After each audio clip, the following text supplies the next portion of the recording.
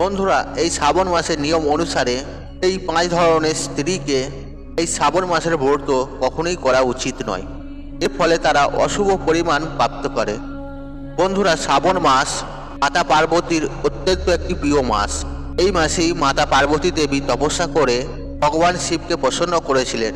আর শাস্ত্র মতে এই শ্রাবণ মাসকে প্রেম ও সৌভাগ্যের মাস বলা হয়েছে। বন্ধুরা, এই মাসে সম্পূর্ণ ভক্তি সহকারে ভগবান শিব ও মাতা পার্বতীর পূজা অর্চনা করা উচিত। অসংখ্য শিব ভক্ত নানা প্রকারভাবে মহাদেবের পুজো অর্চনা করে। প্রত্যেকের জন্য দেবতা ও মানুষের জন্য শিব পুজোর বিধি কিন্তু সম্পূর্ণ আলাদা। আর প্রত্যেকেরই কিন্তু শিবলিঙ্গ আলাদা আলাদা পদার্থে নির্মাণ রয়েছে। মানুষদের জন্য ধাতুর, মাটির এবং পাথরের শিবলিঙ্গকে শ্রেষ্ঠ মনে করা হয়েছে। সেই জন্য বন্ধুরা, নিশ্চিত রূপে শ্রাবণ মাসে মহাদেবের পূজা অবশ্যই করা উচিত।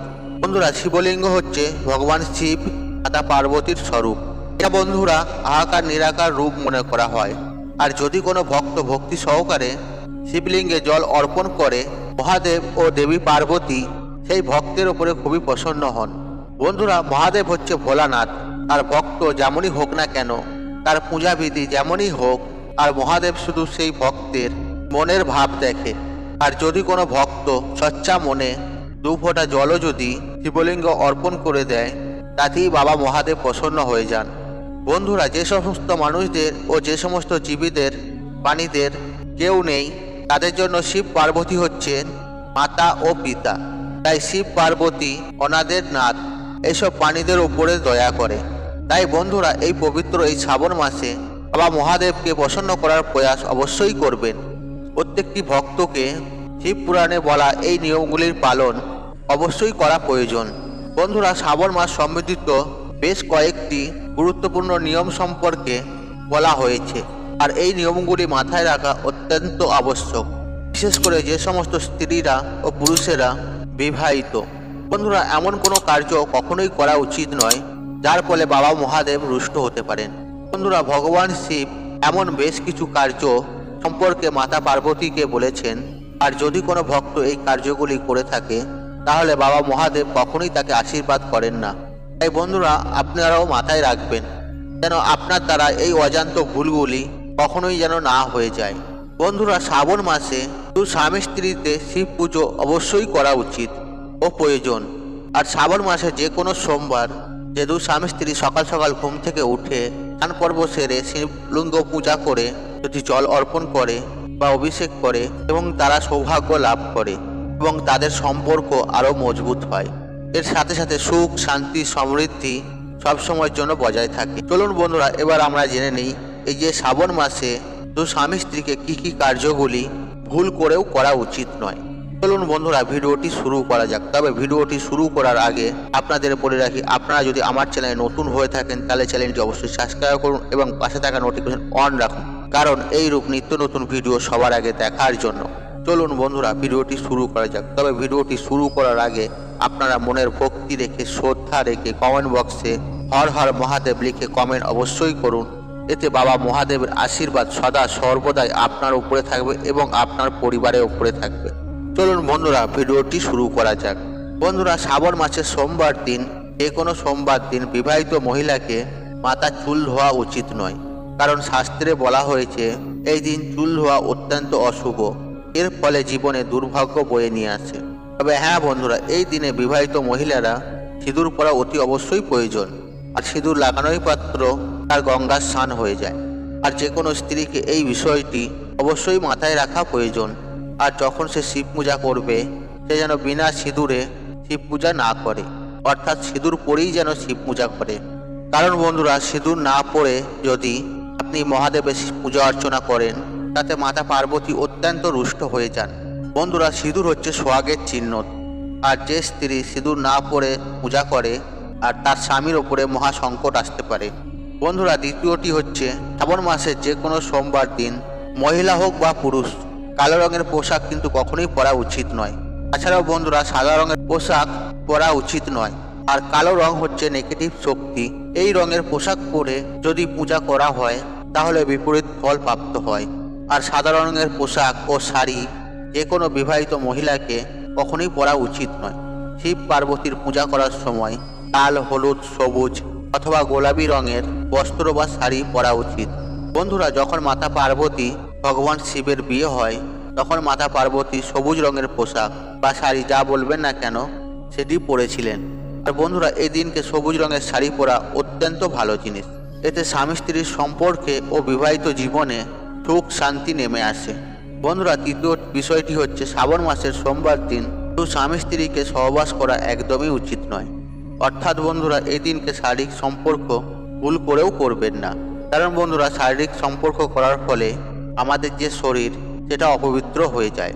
আর এমন অপবিত্র অবস্থাতে আপনি যদি শিব মাতা পার্বতীর পূজা অর্চনা করেন, এতে বাবা শিব ও মাতা পার্বতীর অপমান করা হয়। আর এই দিনকে এইসব থেকে আপনারা দূরে থাকুন। আর বন্ধুরা, আমাদের শিব পুরাণে বলা হয়েছে শ্রাবণ মাসে সোমবারের ব্রতে ব্রহ্মচর্যর পালন করা উচিত।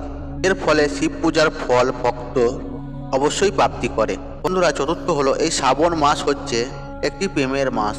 আর এই মাসে দু স্বামী স্ত্রীর মধ্যে কখনোই ঝগড়া, অশান্তি, চোট ঝামেলা, কোনো রকমের বিবাদ কখনোই কিন্তু করা উচিত নয়, বিশেষ করে শ্রাবণ মাসের সোমবার দিনগুলিতে।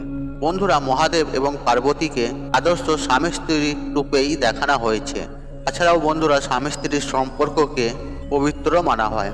এই জন্য বন্ধুরা, দু স্বামী স্ত্রীকে শিব পার্বতীর মতো এদিন থাকা উচিত, তবেই তার 7 জন্ম পর্যন্ত সম্পর্ক তৈরি হবে।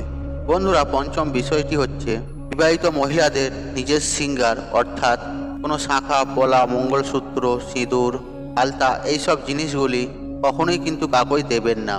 কারণ বন্ধুরা, আমাদের শাস্ত্র বলছে যে স্ত্রী নিজের এই শৃঙ্গারের জিনিসগুলি অপরকে দেয় এবং সেই স্ত্রী ও স্বামীর মধ্যে দুজনের সম্পর্ক কিন্তু নষ্ট হতে পারে। হ্যাঁ, আপনি কোনো নতুন শৃঙ্গার তাকে কিনে দিতে পারেন, আর নিজের জিনিস ব্যবহার করা ভুল করেও দেবেন না। বন্ধুরা, ষষ্ঠ বিষয়টি হলো এদিনকে তান্ত্রিক আহার ভুলেও করবেন না। আর তান্ত্রিক আহার কি কি? যেমন ধরুন, মুসুর ডাল রয়েছে, মাছ, মাংস, পেঁয়াজ, রসুন, এই সমস্ত কিছু। আর এই দিনকে এই সবগুলি খাওয়া কিন্তু একদমই উচিত নয়। আর বন্ধুরা, এই মাসে বিশেষ করে সোমবার দিন যারা মাছ মাংস খায় তাদের ওপর মহাদেব কিন্তু অত্যন্ত ক্রোধিত হন।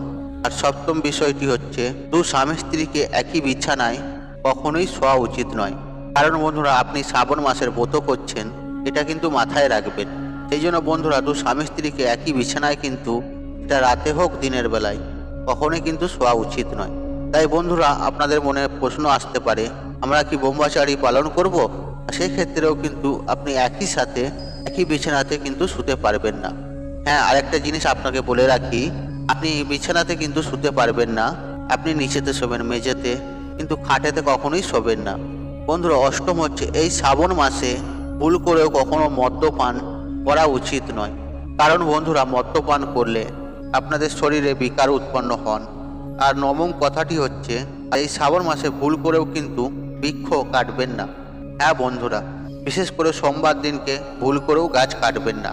হ্যাঁ, আপনি পাতা ছিঁড়তে পারেন, তাতে কোনো সমস্যা নেই। আর একটি বিষয় মাথায় রাখবেন, বাবা মহাদেবকে পুজো অর্চনা করার জন্য, বেলপাতা অভিষেক করার জন্য বেলপাতা কিন্তু সোমবার দিন তুলবেন না, তার আগের দিন বেলপাতা তুলে নিয়ে আসবেন।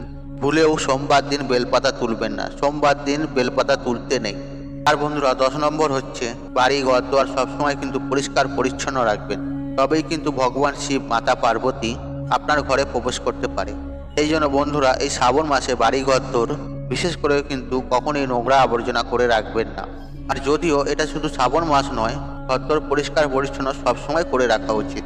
বন্ধুরা, এই শ্রাবণ মাসে কিন্তু কখনোই কাউকে মিথ্যে কথা বলবেন না। আর এটা যদি আপনার কোনো প্রিয় বন্ধুই হয় বা বেস্ট ফ্রেন্ড হয়, তাকেও নয়। আর কাকেও কিন্তু অপমানও করবেন না, কাকেও কিন্তু মনে আঘাত দিয়ে কথাও বলবেন না। আর বন্ধুরা, এই শ্রাবণ মাসে শাস্ত্র অনুযায়ী বিশেষ করে স্ত্রীকে অপমান করে ও স্ত্রীকে অত্যাচার করে তাকেও কিন্তু বাবা মহাদেবের ক্রোধের সামনা করতে হয়। এই শ্রাবণ মাসে বাদ বিবাদ, লড়াই ঝগড়া, ঝামেলা, এদিকের কথা এদিকে, ওদিকের কথা ওদিকে কখনোই করা উচিত নয়। এর ফলে বন্ধুরা, আপনি কিন্তু বাবা মহাদেবের কৃপা থেকে বঞ্চিত হতে পারেন। আর এই শ্রাবণ মাসে এই 5 প্রকারের স্ত্রীকে কিন্তু শ্রাবণ সোমবার ব্রত ভুল করেও করা উচিত নয়। হ্যাঁ বন্ধুরা, আপনারা একেবারে ঠিকই শুনছেন। সর্বপ্রথম হচ্ছে গর্ভবতী মায়েরা ও বোনেরা।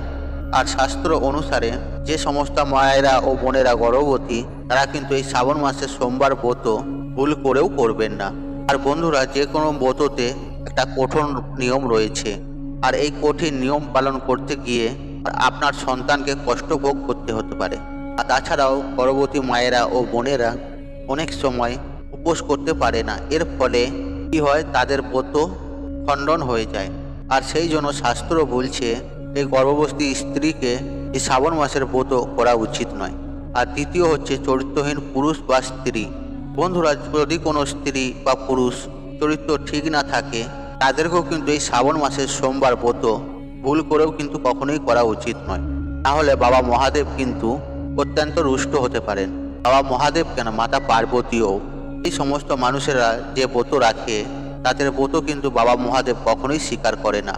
আর দ্বিতীয় হচ্ছে, যে কোনো পুরুষ ও স্ত্রী শাস্ত্র বিধি মেনে যাদের বিয়ে হয়নি, যারা 7 পাক ঘোরেনি, আর আমাদের শাস্ত্র অনুসার কিন্তু এরা কিন্তু সম্পূর্ণভাবে বিবাহিত নয়, তাই তারা এই শ্রাবণ মাসের সোমবার ব্রত স্বামী স্ত্রী একসাথে করতে পারে না, বা করা উচিত নয় বা নিষিদ্ধ রয়েছে। আর বাবা ও মহাদেবের অভিষেকও এরাও করতে পারবে না। আর বন্ধুরা, এতে মাতা পার্বতী অত্যন্ত রুষ্ট হয়ে যান। বন্ধুরা, 4 নম্বর মহিলাটা, যেসব মহিলারা দু স্বামী স্ত্রীর মধ্যে ছাড়কাট ও বিবাদ আলাদা সম্পর্ক জুড়ে আছে, সেই সব মহিলাদের ঘরে এবং পুরুষদের ঘরে সোমবারের ব্রত রাখা উচিত নয়। যেসব মহিলাদের বিয়ে হয়ে ছাড়কাট হয়ে গেছে বা পুরুষদের বিয়ে হয়ে ছাড়কাট হয়ে গেছে, সেই সব মহিলারা ও পুরুষরা এই সোমবারের ব্রত রাখলে তাদের ব্রত কখনো সফল হয় না। বন্ধুরা, একটা কথা মনে রাখবেন, যারা শ্রাবণ মাসের ব্রত করছেন বা করবেন, তারা কখনোই ছল কপট করবেন না। তারা কখনোই কিন্তু কারোর সাথে খারাপ আচরণ ও ব্যবহার করবেন না, না হলে আপনি যে ব্রত করবেন সেই ব্রতের কোনো ফলই পাবেন না। বন্ধুরা, তাই আজকের মতন বিদায় নিলাম। আশা করি ভিডিওটি দেখে উপকৃত পেয়েছেন। তাহলে ভিডিওতে একটি লাইক করুন, একটু কমেন্ট করুন, একটু শেয়ার করুন এবং বন্ধুবান্ধব আত্মীয়জনদের সাথে শেয়ার অবশ্যই করুন।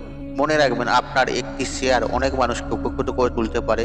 আর আপনি যদি আমার চ্যানেলে নতুন হয়ে থাকেন, তাহলে চ্যানেলটি অবশ্যই সাবস্ক্রাইব করুন এবং পাশে থাকা নোটিফিকেশন অন রাখুন, কারণ এই রূপ নিত্য নতুন ভিডিও সবার আগে দেখার জন্য।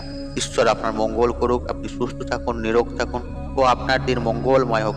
ওং নমঃ শিবায়।